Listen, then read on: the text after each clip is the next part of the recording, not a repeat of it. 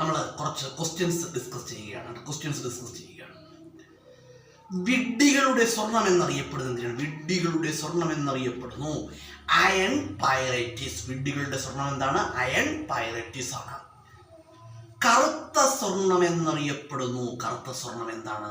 പെട്രോളിയമാണ്. കറുത്ത സ്വർണം എന്നറിയപ്പെടുന്നത് പെട്രോളിയമാണ്. കറുത്ത സ്വർണം എന്നറിയപ്പെടുന്ന വിള ഏതാണ്? കുരുമുളകാണ്. ഏതാണ്? കുരുമുളകാണ്. കുരുമുളക് മറ്റൊരു പേരിൽ അറിയപ്പെടുന്നത് ഇടുക്കി ഗോൾഡ് എന്നൊക്കെ അറിയപ്പെടുന്നതിനെയാണ് കുരുമുളകിനെയാണ് ഇടുക്കി ഗോൾഡ് എന്നറിയപ്പെടുന്നത്. അതുപോലെ തന്നെ വെളുത്ത സ്വർണം എന്നറിയപ്പെടുന്നു പ്ലാറ്റിനം. വെളുത്ത സ്വർണം എന്നറിയപ്പെടുന്നത് പ്ലാറ്റിനമാണ്. വെളുത്ത സ്വർണം എന്നറിയപ്പെടുന്ന വിള ഏതാണ്? വെളുത്ത സ്വർണം എന്നറിയപ്പെടുന്ന വിള ഏതാണ്? കശുവണ്ടിയാണ്. ഏതാണ്? കശുവണ്ടിയാണ്. നീല സ്വർണം എന്നറിയപ്പെടുന്നു ജലം. നീല സ്വർണം എന്താണ്? ജലമാണ്. പച്ച സ്വർണം എന്നറിയപ്പെടുന്നു വാനില. പച്ച സ്വർണം എന്നറിയപ്പെടുന്നത് വാനിലയാണ്. അതുപോലെ തന്നെ സ്വർണം ലയിക്കുന്ന ലായനി ഏതാണ്?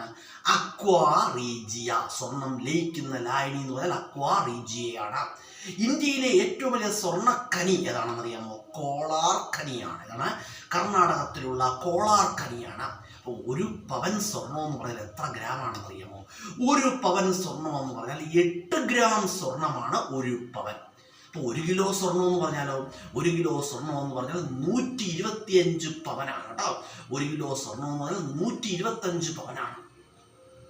അതുപോലെ വെജിറ്റബിൾ ഗോൾഡ് എന്നറിയപ്പെടുന്നു കുങ്കുമപ്പൂവ്.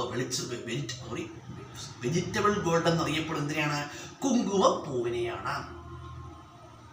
ചുവന്ന സ്വർണം എന്നറിയപ്പെടുന്നു കുങ്കുമം കേട്ടോ. കുങ്കുമമാണ് ഏത് പേരിൽപ്പെടുന്നത്? ചുവന്ന സ്വർണം എന്നറിയപ്പെടുന്നത്.